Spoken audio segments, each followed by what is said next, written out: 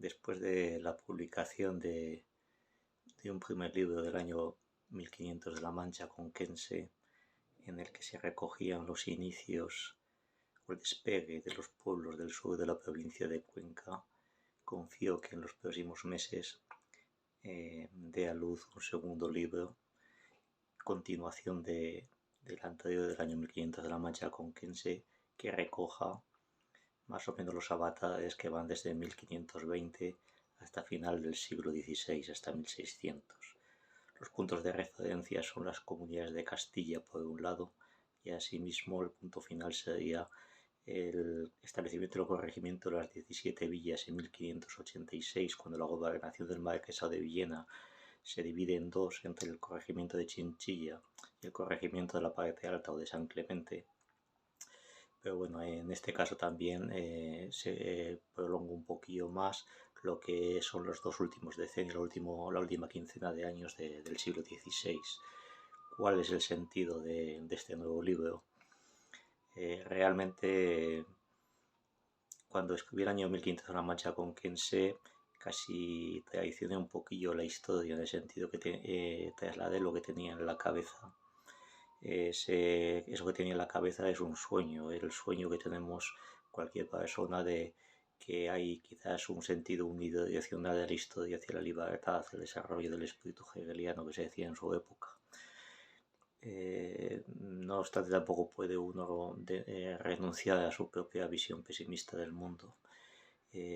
A partir de aquí, el segundo tomo rompe quizás ese sueño que se describió en el primer libro. Este segundo libro, la edad dorada, la edad de oro de la Mancha conquense, vendría a recoger como unas sociedades manchegas y un espíritu de libertad que hay en los hombres acaba traicionándose y se llega a sociedades más desiguales. ¿Cómo se ha definido esta secuencia de los hechos? Pues se ha tomado como punto de referencia las comunidades. Las comunidades es un movimiento que desde la historiografía pues ha ido variando según lo que es la ideología de la época. Movimientos señoriales cuando con Gutiérrez Nieto en la época de las luchas de clases, con Mayaval más fijándose en las sociedades urbanas y un pensamiento más liberal, en fin, con otros autores pues adaptándose a cada uno de los momentos. No sé, yo también en ese punto pues tampoco soy prisionero de mis propias ideas. He intentado ver las comunidades desde el punto de vista de un mundo campesino. Hasta ahora el movimiento de las comunidades era un movimiento que se daba en las ciudades. Por eso yo, aunque son conceptos que siempre a los que he estado apegado, conceptos como el de revolución, no, esta vez he utilizado el lenguaje que utilizaban los hombres de aquel tiempo. Ellos hablaban de alteraciones, que quizás sea una palabra mucho más profunda que el concepto de revolución. Alteración de quienes tenían un modo de vida cíclico que se repetía una y otra vez, y de vez en cuando pasaban hechos extraordinarios que rompían esa continuidad en sus vidas. Y las comunidades fue un momento de alteración de esas vidas. Es, digamos así, el último canto de cisne, el último canto de cisne de aquellos hombres que habían luchado por unas sociedades de propietarios libres e iguales y que ahora ven roto ese sueño. Pero sí es cierto que en cierto momento, durante el mes, fundamentalmente durante el mes de mediados de octubre, noviembre, hasta mediados de noviembre de 1520, las sociedades del sur de Cuenca, las sociedades rurales del sur de Cuenca, pensaron que se podría cumplir ese sueño. Ese sueño se rompió y fue tan fugaz como su propio pensamiento o materialización en las realidades del momento. Hay un caso que lo explica muy bien. Cuando yo estudiaba en la universidad estaban muy de moda los movimientos milenaristas. Ese movimiento milenarista es difícil descifrarlo en los documentos, que pocos documentos que nos han llegado. Pues si tomamos, por ejemplo, la Sociedad San Clementina de 1520, no podemos obviar ni olvidar que hubo un sueño milenarista en el cual el gobierno de la villa recayó en 12 personas y un capitán. Era una imitación o seguía el modelo del Evangelio como tal, Jesucristo y los 12 apóstoles. Era un lenguaje evangélico que era un lenguaje que entonces en el momento en el que se habían aferrado muchas de los movimientos revolucionarios que había habido de la Baja Edad Media, y aquí en España también ocurrió. El lenguaje de la Biblia del hombre creado a imagen y semejanza de Dios, todos los hombres somos hijos de Dios y de ahí nace la igualdad y la libertad humana, pues era un lenguaje que está muy apegado entre los hombres y que sirvió como acicate para soñar con un mundo mejor, para establecer una Jerusalén celeste aquí en la tierra. Ese lenguaje, curiosamente, quien lo dieron fueron pues unos frailes que se acababan de establecer en San Clemente en 1503 y el sueño también de una iglesia que se estaba levantando en aquella época y estaría levantada prácticamente para el año 1520, y allí donde fallaba o no llegaba el lenguaje religioso existía un lenguaje político de igualdad también. Curiosamente ese lenguaje político de igualdad lo trajeron a colación los hidalgos. Los hidalgos, excluidos de la representación del poder político, decían que ellos no eran menos para estar excluidos de ese poder político. Y esa misma frase o esa misma concepción era la que tenían la mayoría de la masa del común, las clases más menestrosas, que decían que ellos tampoco, si con su trabajo aportaban a la sociedad, no tenían por qué estar excluidos del poder político. Ese sueño de las comunidades, que era el sueño con el que se levantó una iglesia como Nuestra Señora de Gracia, era el sueño con el que se roturó las tierras en un espíritu de frontera de 1500, se vino abajo. Se vino abajo, pero gradualmente, por una derrota de los comunarios que no aconteció en el momento, pues llegó un momento, incluso hubo un momento de pacto con la corona, pero a partir de 1524 todo se vino abajo. El momento clave desde mi punto de vista, pero aquí de que siempre estamos buscando hitos en la historia, es el 16 de agosto de 1524. Ese día alrededor de 700 sanclementinos, formándose en compañías militares y organizados perfectamente como un ejército, invaden el Provencio. El asunto es un asunto menor, es quien, en fin, pretende hacer correr un toro por el pueblo y se lo quitan los provincianos. Pero la lucha, que como tal, más allá de lo anecdótico, que hubo varios fallecidos y bastantes heridos, se destrozó bastante el pueblo del Provencio y la ermita de Santa Catalina en Jaén. El significado es que por primera vez desde 1480 la corona se ponía del lado de los provincianos y no de los sanclementinos. La corona a Carlos V, aunque Carlos V en esta época pintaba poco, pues se decía que era un hombre bastante dubitativo y lo fue hasta 1529-1530, que fue cuando pasó a Italia y se hizo un poco como hombre, como estadista. La corona dejó de apoyar no tanto a los sanclementinos, a las villas de realengo. Dejó de apoyar a estas villas de realengo y prueba de ello es que 700 sanclementinos fueron encausados en un proceso judicial. El corolario de esta situación posteriormente sería que se entregó las mayores villas del Marquesado de Villena junto con la ciudad de Alcaraz, se entregaron a la emperatriz Isabel de Portugal como dote. Es cierto que esto es un acuerdo familiar, pero realmente esto iba mucho más allá. El hecho de entregar Albacete, Villanueva, San Clemente y lo que son las rentas reales de muchas de otras villas como Iniesta, Motilla, etc., fue un golpe definitivo a la independencia de las pequeñas repúblicas pechadas que había en la Mancha conquense. A partir de aquí todo cambió a partir de 1528, 1530, vemos como en lugares como en el Cañabate o como San Clemente, que los hidalgos están presionando para acceso al poder político. Hablamos de hidalgos, pero sobre todo estamos hablando de gente principal que estaba excluida de ese poder político. Fue durante el gobierno de Isabel de Portugal cuando los excluidos poderosos empezaron a ceder al poder, cuando en ese momento se empezó a dudar de que el sistema de suertes que había para la elección de los oficios concejiles tenía su validez. Poco después, unos años después, Alonso de los Herrados nos dirá que ese sistema está pensado para idiotas nada más, los rezagados que decía él, jugando con las palabras, pero que la gente con mayor mérito y capacidad no estaba representados. Era un discurso ya elitista que estaba rompiendo absolutamente todo, y un discurso que acabaría impregnando la segunda mitad del siglo XVI y rompiendo el espíritu igualitario que había a comienzos de siglo. ¿Cómo se impuso esta nueva realidad? Esta nueva realidad se impuso muy lentamente.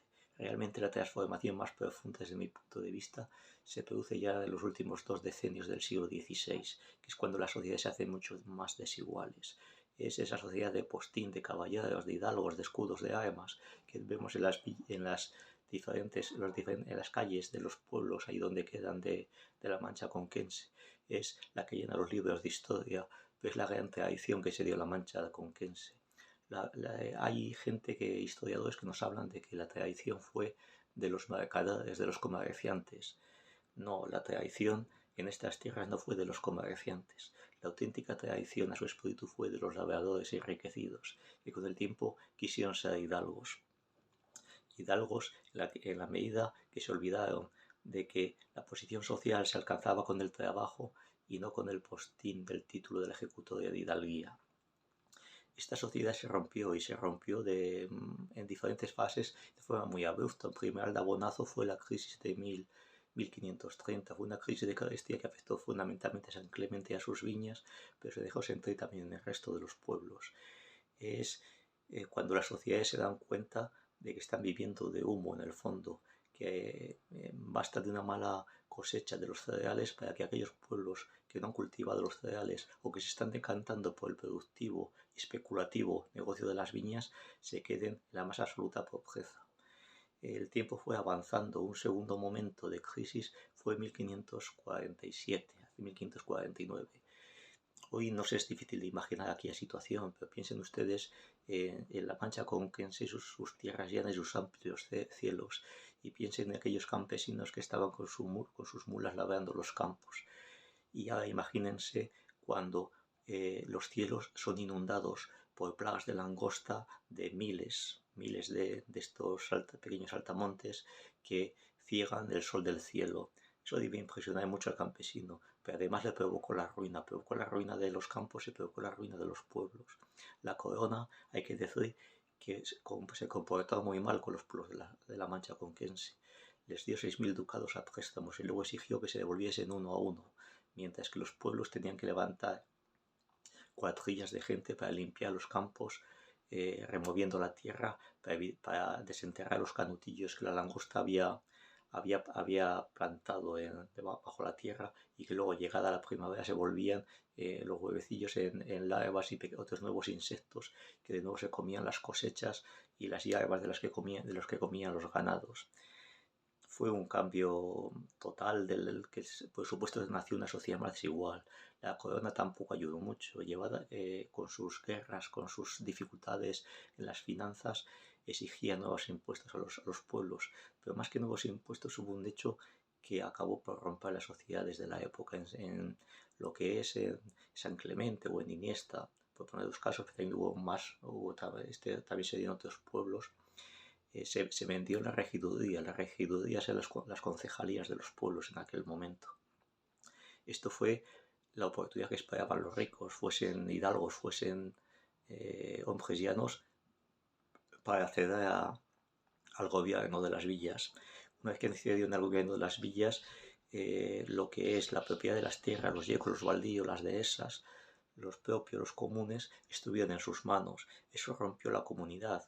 El concepto de comunidad fue definido hace ya muchos años perfectamente por Mayer Bloch, el gran historiador que acabó al final muerto en un campo de concentración nazi.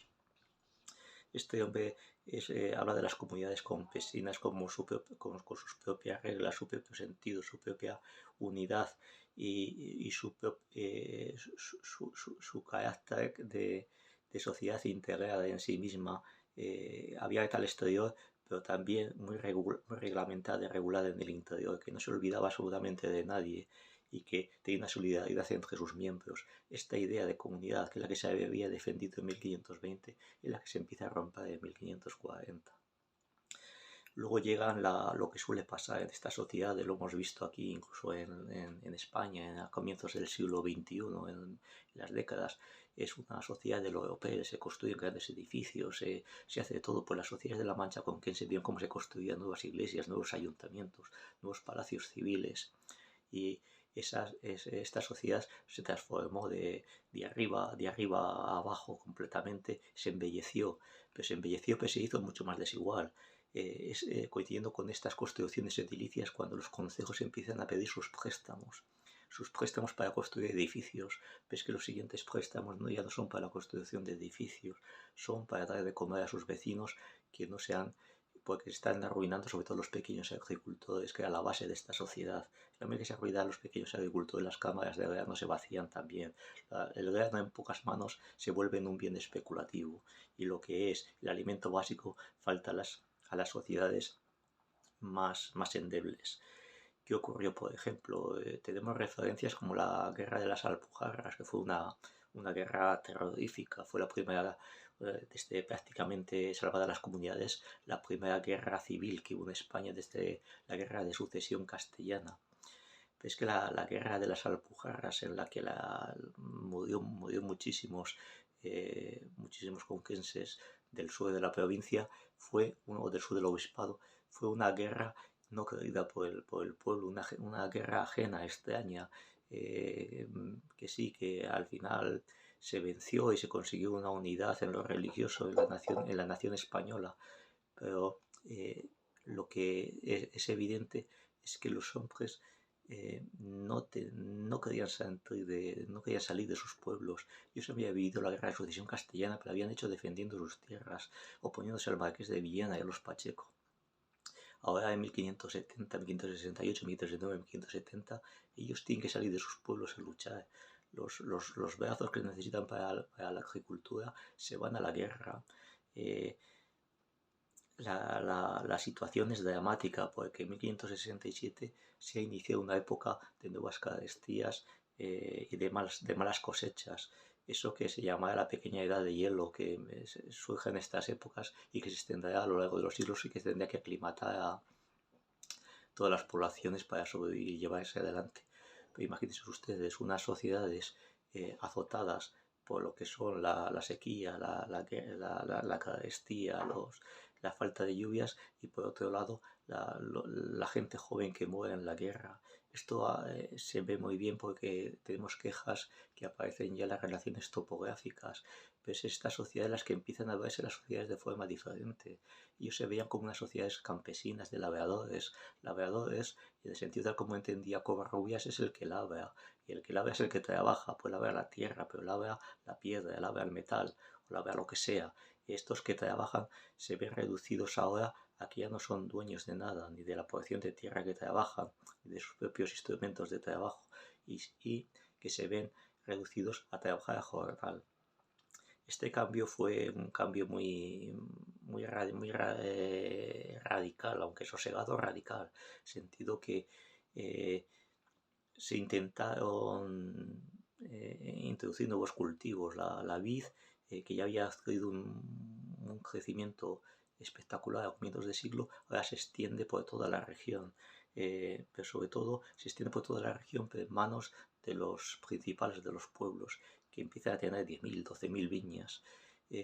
Se hacen nuevos ensayos con lo que son cultivos especulativos. El más conocido a la larga es el azafrán, pero bueno, pero aquí un cultivo que llega nuevo a la Mancha Conquense en la década de 1540 es el olivo, que hasta entonces prácticamente no se existía.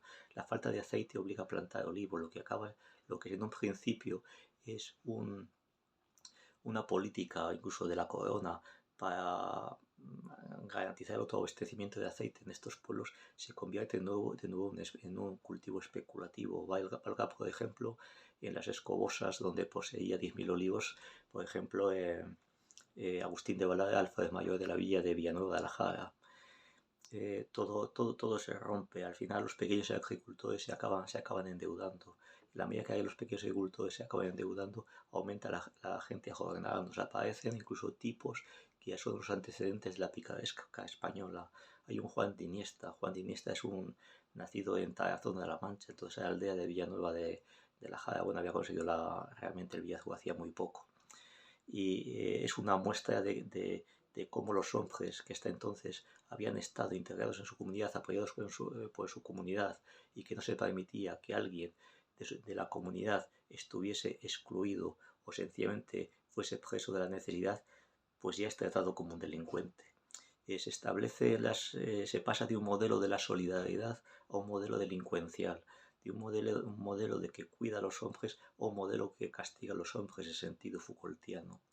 Y en la medida que se rompen las comunidades, hay algunos que se sienten que son más integrantes que de las comunidades que otros. Es en esta época, eh, aunque se había perseguido a la población conversa judía hacia 1409, con el nacimiento de la Inquisición, desde los últimos años de la década de 1480, y había habido también situaciones de persecución que había roto las comunidades, como la de 1516 a 1519. No obstante, es a finales, sobre todo los años 1580, cuando los sanbenitos que cuelgan las iglesias, se empieza a poner una nueva palabra. Esa nueva palabra es la de judaizante, el estigma de judaizante. Eso que decía Jean-Paul Sartre, que el infierno son los demás, su eje a finales del siglo, el último cuarto de siglo del siglo XVI. Es cuando las sociedades se hacen excluyentes de nuevo y las sociedades están cambiando rápidamente. Coincide la situación con una época nueva de Carestia hacia 1584, que viene precedida en 1580 por lo que se llama el Gran Catarro Universal, una epidemia de gripe que no se sabe exactamente pues, a qué correspondía desde el punto de vista sanitario de la salud, pero que preparó las sociedades para lo que sería el cataclismo del siglo XVII. Esta de 1586, cuando se rompe la gobernación del Marquesado de Viena. La gobernación del Marquesado de Viena se ha roto por varias razones. Hay razones por el propio crecimiento demográfico de los pueblos, porque las villas han crecido en el primer cuarto de siglo, pues que luego lo que crecen son las aldeas de forma grande, hasta el punto de que se hace completamente ingobernable. Pero hay causas también económicas también. Las sociedades, en las medidas que apuestan por cultivos más especulativos, tienen la necesidad de ser más autosuficiente, autoabastecerse, se encierran en sí misma. Y luego hay motivos políticos. Poco a poco una minoría de la futura nobleza de la región se está haciendo con las riendas del poder. El caso más grave de no aceptación de esta nueva situación lo vemos en Santa María del Campo Rus. En Santa María del Campo Rus se produce una rebelión en 1582 del pueblo contra el gobernador Mosè Rubí de Bracamonte. Es hasta qué punto estaban alejados los gobiernos del pueblo, algo que, si me lo permiten, me recuerda mucho la situación actual. Mosè Rubí de Bracamonte era en el fondo un déspota ilustrado antes de tiempo. De hecho, se dice que también era un masón. En fin, más allá de estas aventuradas opiniones, es evidente que Mosè Rubí de Bracamonte es el nombre que vemos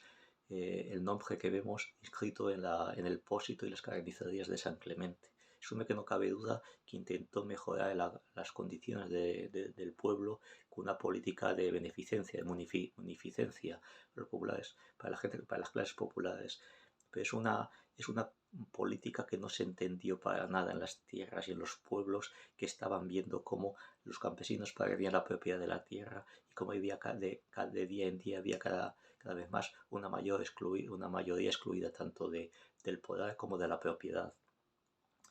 Esto llevó a la disolución del gobierno, de la gobernación del Marquesado de Viena, que, en mi opinión, más allá de lo que piensa la historiografía albacetense, que nos pone algunos antecedentes que es verdad que existen de fracaso y de ideas de división de la gobernación del Marquesado de Viena, aunque desde mi punto de vista eso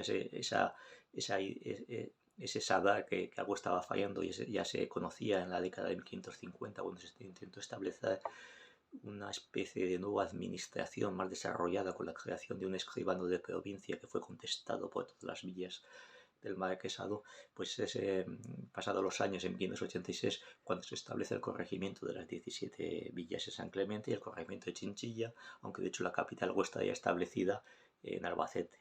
Es aparte del interés que todos tengamos por lo que es la configuración provincial que ha llegado hasta nuestros días, no cabe duda que surge como una necesidad de la corona de tener unidades administrativas más pequeñas para intentar controlar los territorios.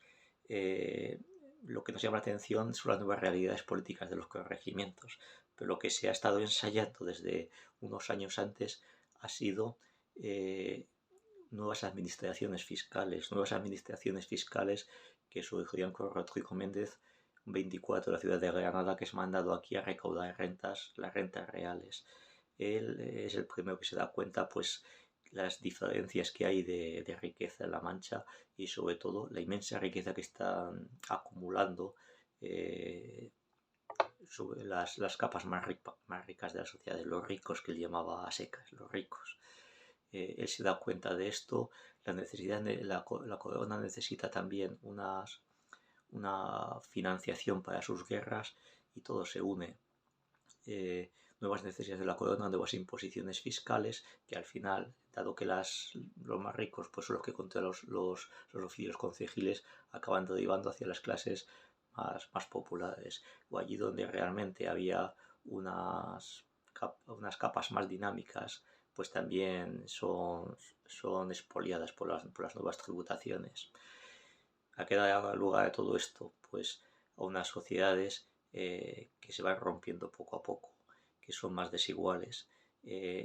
Sobre todo en la década de los 80 existe un precedente en Villarroble de 1578, pero luego desde 1885, 86, 87 los pueblos empiezan a hablar de reales provisiones que tienen su poder, por las cuales los hidalgos quieren acceder a los oficios públicos.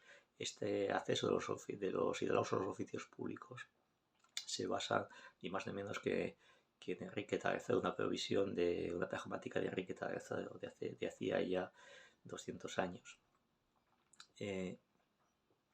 Amén de todo esto, es evidente que las hidalguías es un tema que yo hasta el momento no es que hubiese despreciado, pero no lo hubiese puesto el tema central, pero sí que el tema de la hidalguía es la forma de acceso de las élites al poder. Desgraciadamente tenemos que hablar de hidalguía y no de sociedades dinámicas, de este acceso al poder. Los labradores ricos son hasta cierto punto sustituidos por estos que ahora se quieren llamar hidalgos. Dentro de los hidalgos hay de todo, hay de quien se construye sus expedientes, de quien procede de un valle profundo de Vascongadas, y por tanto nadie le va a negar su hidalguía concedida en 1525. Y luego están los ricos labradores, aquellos que han ido acumulando almudadas y almudadas, 1000, 2000 almudadas de campos de cereales y aranzadas de viñas. Estos nuevos ricos, al final, vía matrimonial, van enlazando con estos vascos o que van llegando, o otras familias que tenían la hidalguía, las ejecutores de hidalguía ganas de antaño, y ahora pues forjarán ya no solo grandes patrimonios, sino que además tendrán esa careta de ejecutoria con su escudo de armas para adornar sus ansias y sus ambiciones personales. Son familias de todos conocidos, los López de Teba, los Clemente en Villendo de la Jara, son los Montoya, aunque los Montoya son mucha más la sangre que dan que lo que reciben en reconocimiento social. Y en San Clemente pues será el triunfo por fin de los Pacheco, la rama bastarda de los Pacheco, que también tiene su elemento del judaísmo. A los Pacheco se aferrarán los Castillo. Los Castillo es una familia que prácticamente es derrotada, es maltratada en la década de 1550 por un pleito que se desarrolla en la Chancillería de Granada. Ellos, por renunciar en la práctica, tienen que renunciar al apellido, y renuncian al apellido cuando una de las hijas de los Castillo, doña Elvira Cimbrón, pues que es apellido de los pobladores de Ávila, por cierto, pues esta mujer se casa con Juan Pacheco Guzmán, alférez de la villa de San Clemente. Posteriormente, esta misma familia se hará con el señorío de la Losa y de Balada de Yuso, consiguiendo lo que es pues un gran poder en toda la comarca. A esto se sumarán otros con el tiempo, aunque estamos hablando más del siglo XVII y aquí no nos corresponde hablar más, como los Melgarejo y compañía, o los Oma, que venía de antaño también, los Haro, de toda esta, los López Cantero, los Espinosa, los Zapata, en fin, familias que, en este caso último de Iniesta, y familias que van conformando una minoría que es la que se haga con los resortes del poder y con la riqueza económica de la Mancha conquense. Ya pasamos a la historia de todos conocida, a la historia de la que se sienten orgullosos los pueblos. Una historia que yo justamente veo como una regresión, un paso atrás.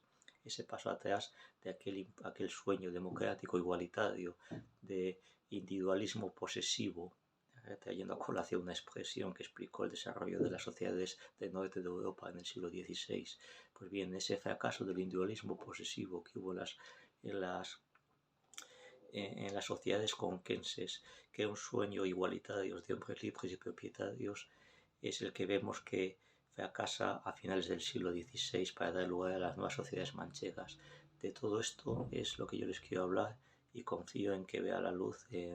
No me he planteado como plazo no más de 6 meses y si es posible menos.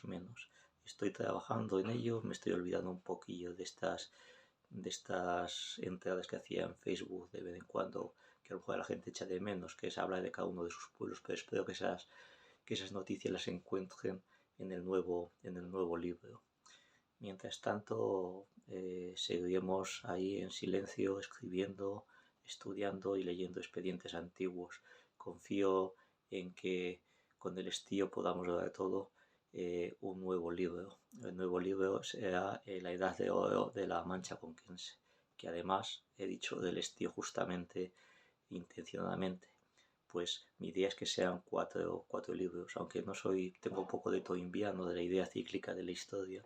Sí es cierto que por comodidad intelectual he escogido las estaciones del año. La edad, el año 1500 de la Mancha conquense respondería a la primavera de los pueblos, los sueños de los pueblos. El estío es la madurez, es la edad de oro de la Mancha conquense. Y luego faltarían lo que son los dos libros siguientes, dos libros que sean del otoño y luego ya por último la estación invernal. Antes de que todos confiamos que los pueblos de la Mancha conquense y la propia provincia de Cuenca, tan maltratada e injustamente considerada por las élites de este país, pues levante un poco el vuelo. Ya sé que en mí hay algo de traición personal, pues soy alcarreño, pero hoy en día también lo tengo que confesar públicamente. Solamente confío en que se consiga un espacio integrado de la provincia de Cuenca, para que las viejas tierras del Alcarria y de la Sierra de Cuenca tengan el futuro que hoy no tienen completamente despobladas. Muchas gracias.